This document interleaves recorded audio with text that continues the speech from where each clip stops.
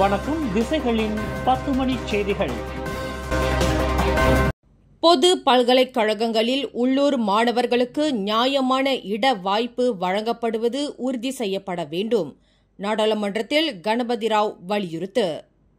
STPM தேர்வில் சிறந்த மதிப்பெண்களை பெறும் உள்ளூர் மாணவர்கள் பொது பல்கலைக்கழகங்களில் தாங்கள் படிக்க விரும்பும் துறைகளில் சேர்வதிலிருந்து அவர்கள் ஓரங்கட்டப்படக்கூடாது.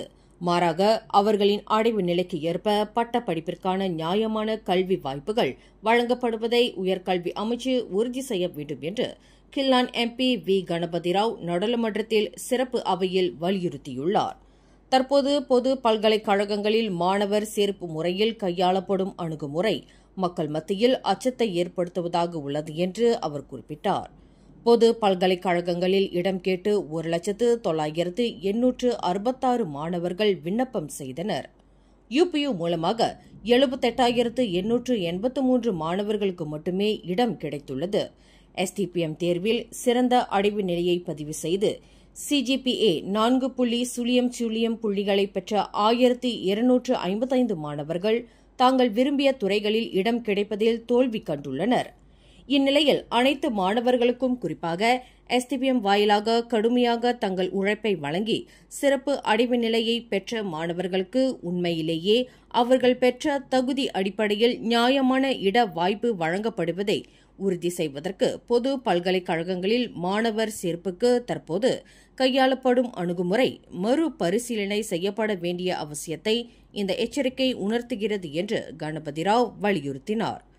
கட்டண முறை வாயிலாக மாணவர் சேர்ப்பு மற்றும் வெளிநாட்டு மாணவர்களின் அதிகரிப்பு ஆகியவை உள்ளூர் மாணவர்களின் பட்டப்படிப்பிற்கான கல்வி வாய்ப்புகளை பாதிக்கின்றன. சில பட்டப்படிப்புகளில் வகுப்பறைகளில் கிட்டத்தட்ட பாதி பேர் வெளிநாட்டு மாணவர்களாக உள்ளனர். இது உண்மையிலேயே அச்சத்தை ஏற்படுத்துகிறது என்று கணபதி ராவ் சுட்டிக்காட்டினார். இந்நிலையில் எஸ்டிபிஎம் சிறந்த அடைவு நிலையை பெற்ற மாணவர்களுக்கு பொது பல்கலைக்கழகங்களில் இடம் கிடைக்காமல் போவதற்கான காரணம் என்ன? மாணவர் சேர்ப்பு முறை உண்மையிலேயே தகுதி அடிப்படையில் மேற்கொள்ளப்படுகிறதா? கட்டண முறையில் மாணவர் சேர்ப்பு முறை மறுமதிப்பாய்வு செய்யப்படுமா? மாணவர் சேர்ப்பு முறை தொடர்பான தரவுகள் வெளிப்படையாக வெளியிட முடியுமா? வெளிநாட்டு மாணவர்கள் சேர்ப்பு முறையில் வரம்பு நிர்ணயிக்கப்படுமா? எஸ்டிபிஎம் மற்றும் மெட்ரிகுலேஷன் இடையிலான சமநிலை மதிப்பாய்வு செய்யப்படுமா? பொது பல்கலைக்கழகங்களில் சேர்வதற்கு மாணவர் நுழைவுத் தேர்வான கியூ முறை அமல்படுத்தப்படுமா என்பது தொடர்பான முக்கிய கேள்விகளுக்கு உயர்கல்வி அமைச்சு விளக்கமளிக்க வேண்டும் என்று கணபதி ராவ் வலியுறுத்தினார். காரணம், கல்வி என்பது அனைத்து மலேசியர்களுக்கும் ஒரு உரிமையாகும். அந்த கல்வி முறை நியாயமானதாகவும் வெளிப்படையானதாகவும் தகுதி அடிப்படையிலானதாகவும் இருப்பதை நாம் உறுதி செய்ய வேண்டும் என்று உயர்கல்வி அமைச்சை கணபதி ராவ் கேட்டுக் கொண்டார். நாடு முழுவதும் உள்ள இந்துக்கள் தீபாவளி திருநாளை கொண்டாடுவதற்கு இன்னும் 3 நாட்களே எஞ்சியிருக்கும் வேளையில் இந்துக்களின் தீபாவளி ஏற்பாடுகளை கவனிப்பதற்கும் அவர்களை சந்திப்பதற்கும் இன்று மாலை 4 மணியளவில் கோலாலம்பூர் பிரிக்ஃபீல்ட்ஸ் லிட்டில் இந்தியாவிற்கு பிரதமர் டத்தோஸ்ரீ அன்வார் இப்ராஹிம் வருகை புரிந்தார். பிரதமரின் வருகையை தொழில் முனைவோர் கூட்டுறவு மேம்பாட்டுத்துறை துணை அமைச்சர் டத்தோஸ்ரீ ஆர் ரமணன் எதிர்கொண்டு வரவேற்றார். லிட்டில் இந்தியாவில் தீபாவளியையொட்டி கடைகளை அமைத்திருக்கும் வணிகர்களையும் கடை உரிமையாளர்களையும் பொதுமக்களையும் பிரதமர் நேரில் சந்தித்து தீபாவளி ஏற்பாடுகள் குறித்து கேட்டறிந்தார். பிரிக்ஃபீல்ட்ஸ் வணிக சமூகத்தை சந்தித்த அதேவேளையில் மெட்ராஸ் பேக்கரி கடையில் தேநீர் பலகாரங்களை அருந்திவிட்டு கடைசி நேர ஷாப்பிங்கிற்கு திரண்ட மக்களுடன் உற்சாகம் மிகுந்த சூழலில் பிரதமர் புகைப்படங்களையும் எடுத்துக் கொண்டார். கடந்த செவ்வாய்க்கிழமை பட்டாலிங் ஜயா பண்டார் உத்தாமாவில் உள்ள ஓர் இடைநிலை பள்ளியில் 4ஆம் படிவ மாணவன் ஒருவனால் கத்தியால் குத்தப்பட்டு கொலை செய்யப்பட்ட சம்பவத்தில் தனது மகளின் உடலில் கிட்டத்தட்ட 200 கத்திக்குத்து காயங்கள் காணப்பட்டன என்று அந்த மாணவியின் மனம் உடைந்த தாயார் கண்ணீர் மல்க கூறினார். மகளின் உடலில் சவப்பரிசோதனை நடத்திய பட்டாலிங் ஜயா மலாயா பல்கலைக்கழக மருத்துவமனையின் சவப்பரிசோதனை நிபுணர் இவ்விவரத்தை அம்பலப்படுத்தியதாக வாங் லீ பிங் என்ற அந்த தாயார் கூறினார். அதேவேளையில் இந்த சம்பவம் குறித்து சமூக ஊடகங்களில் பகிரப்பட்டு வரும் நிறைய தகவல்கள் பொய்யானவை என்றும் அவை இட்டுக்கட்டப்பட்ட கதைகள் என்றும் அவர் கூறினார். இத்தகைய பொய்யான கதைகள் தங்களை மேலும் சோகத்திலும் வருத்தத்திலும் ஆழ்த்துகிறது என்று அவர் குறிப்பிட்டார். மகளை பறிகொடுத்த இழப்பில் குடும்பமே சோகத்தில் மூழ்கியுள்ளது. இந்நிலையில் இட்டுக்கட்டப்பட்ட கதைகள் தங்கள் இதயத்தை மேலும் ரணமாக்கி வருகிறது என்று அவர் குறிப்பிட்டார். 16 வயதுடைய தனது மகளின் கழுத்து மற்றும் நெஞ்சு பகுதியில்தான் அதிகமான கத்திக்குத்து காயங்கள் தென்பட்டன என்று கோலாலம்பூர் நிர்வாணா மையத்தில் நடைபெற்ற செய்தியாளர்கள் கூட்டத்தில் அந்த தாய் கண்ணீர் மல்க தெரிவித்தார். 16 வயது மாணவி கத்தியால் குத்தப்பட்ட சம்பவம் தொடர்பான காணொலியை சமூக ஊடகங்களில் பகிர வேண்டாம் என்று பொதுமக்களை தொடர்புத்துறை துணை அமைச்சர் தியோனி சிங் கேட்டுக் கொண்டார். மாணவன் மற்றும் மாணவி சம்பந்தப்பட்ட இந்த தாக்குதல் தொடர்பான காணொலியை பகிர்ந்து கொள்வது சட்டத்தை மீறிய செயல் என்பதுடன் பாதிக்கப்பட்ட குடும்பங்களை மேலும் வருத்தத்தில் ஆழ்த்தும் என்று தியோ அறிவுறுத்தினார். சம்பந்தப்பட்ட காணொலியை பகிர்ந்து கொள்வது 2001ஆம் ஆண்டு சிறார் சட்டத்தின் கீழ் ஒரு குற்றமாகும் என்று தகவல் மற்றும் பல்லூடக ஆணையமான MCMC அறிவுறுத்தியிருப்பதையும் தியோ சுட்டிக்காட்டினார். கோலாலம்பூர் நிர்வாணா மையத்தில் வைக்கப்பட்ட மாணவியின் நல்லுடலுக்கு இறுதி அஞ்சலி செலுத்திய பின்னர் செய்தியாளர்களிடம் பேசுகையில் தியோ இதனை தெரிவித்தார்.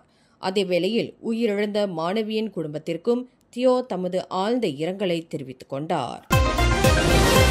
கெடா பாலிங் மாவட்டத்தில் ஒரு இடைநிலை பள்ளியில் 4 இளையோர்களும் ஒரு மாணவியும் சம்பந்தப்பட்ட பாலியல் நடவடிக்கை ஒரு கும்பலாக பாலியல் பலாத்காரம் செய்யப்பட்ட சம்பவம் அல்ல, மாறாக வயது குறைந்த பெண்ணிடம் தகாத உறவு கொள்ளப்பட்ட சம்பவமாகும் என்று மாநில போலீசார் விளக்கம் அளித்துள்ளனர். பள்ளி வகுப்பறை, செம்பனை தோட்டம் என பல இடங்களில் இந்த பாலியல் உறவு நடந்துள்ளன.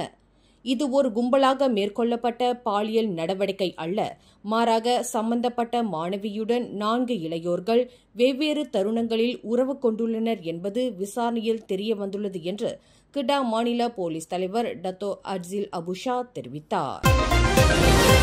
சமூக வலைதளங்களில் இளையோர்களையும் மாணவர்களையும் எளிதில் வசப்படுத்தக்கூடிய ஒழுக்கக்கேடான உள்ளடக்கங்களை கொண்ட பதிவுகளை தொடர்பு மற்றும் பல்லூடக ஆணையமான MCMC அகற்ற வேண்டும் என்று கிடா மந்திரி பசார் டத்தோ ஸ்ரீ முகமது சனுசினோர் கேட்டுக் கொண்டார்.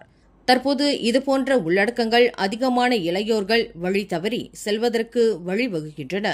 இளம் பிராயத்திலேயே அவர்கள் தவறான வழிகளுக்கு செல்லாமல் இருக்க இத்தகைய உள்ளடக்கங்களை MCMC கட்டுப்படுத்த வேண்டும் என்று சனுசி வலியுறுத்தினார்.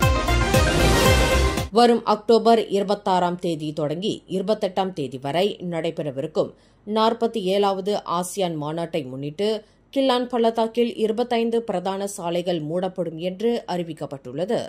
இந்த 25 சாலைகளில் மொத்தம் 6 நெடுஞ்சாலைகள் சம்பந்தப்பட்டுள்ளதாக புக்கிடமான் போலீஸ் தலைமையகத்தின் போக்குவரத்து பிரிவு இயக்குநர் யூஸ்ரி அசான் பஸ்ரி தெரிவித்தார். எலாய் எனப்படும் north south expressway central link, NKVE எனப்படும் new Klang valley expressway, Guthrie corridor expressway, north south expressway, MEX highway மற்றும் கேல் சிரம்பான் எக்ஸ்பிரஸ்வே ஆகியவை அந்த நெடுஞ்சாலைகளில் அடங்கும் என்று அவர் குறிப்பிட்டார். ஸ்லாங்கூர் புக்கிட் கமுனிங்கில் அமைந்திருக்கும் முதியோர் இல்லத்தைச் சேர்ந்த 60க்கும் மேற்பட்ட முதியவர்களுக்கு தீபாவளி புத்தாடைகள், இரவு உணவு மற்றும் அன்பளிப்புகள் வழங்கப்பட்டன. குத்தக் கமுனிங் சட்டமன்ற உறுப்பினர் பிரகாஷ் சம்புநாதன் தலைமையில் இந்த நிகழ்வு மிக நேர்த்தியாக ஏற்பாடு செய்யப்பட்டது. முதியோர் இல்லத்தைச் சேர்ந்த மூத்த குடிமக்கள் மட்டுமின்றி புக்கிட் கமுனிங் சுற்றுப்பகுதியில் உள்ள முதியவர்களும் இவ்விருந்து உபசரிப்பில் கலந்து கொண்டு சிறப்பித்தனர். மூத்த குடிமக்கள் அனைவருக்கும் சட்டமன்ற உறுப்பினர் பிரகாஷ் தமது கையாலேயே உணவு பரிமாறியதுடன் அன்பளிப்புகளையும் எடுத்து வழங்கினார். புக்கிட் கமுனிங் இந்திய கிராமத்து தலைவர் நடராஜா, ஷா ஆலம் மாநகர மன்ற உறுப்பினர் சா யோகேஸ்வரி ஆகியோரின் ஏற்பாட்டில் நடைபெற்ற இந்நிகழ்ச்சியில் சமூக ஆர்வலர்களும் கலந்து கொண்டு சிறப்பித்தனர்.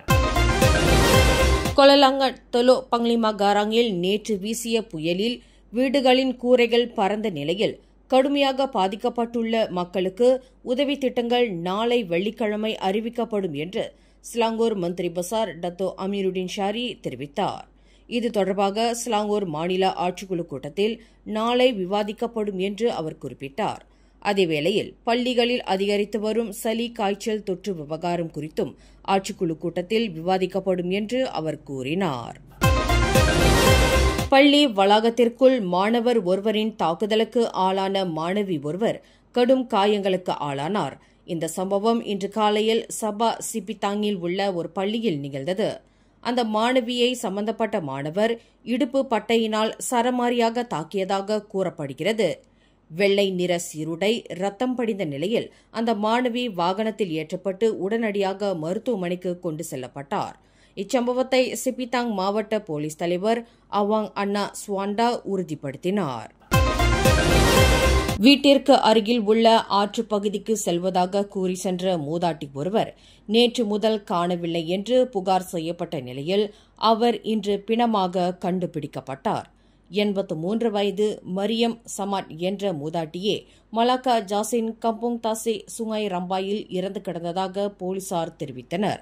அந்த மூதாட்டியை தேடும் பணியில் தீயணைப்பு மீட்பு படையினர், போலீசார் மற்றும் தன்னார்வலர்கள் ஈடுபட்டதாக தெரிவிக்கப்பட்டது.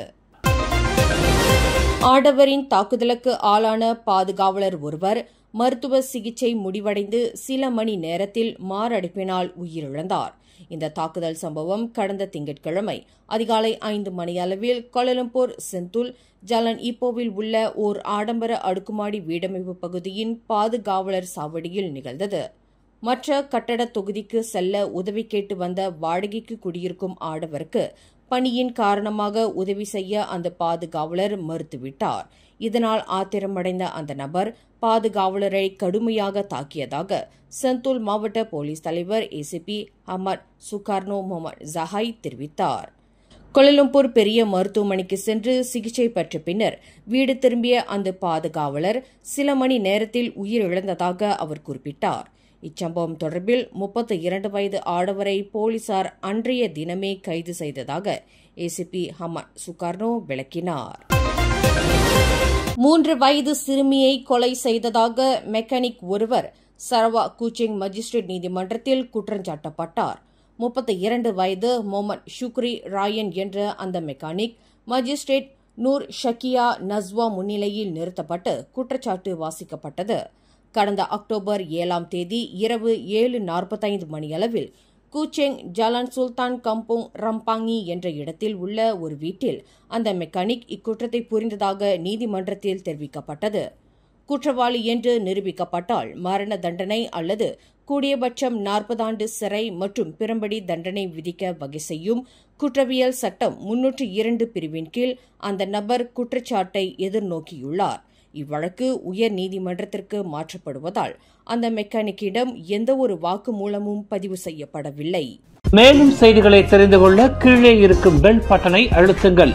உங்கள் மகிழ்ச்சியை வெளிப்படுத்த லைக் மற்றும் ஷேர் செய்யுங்கள்.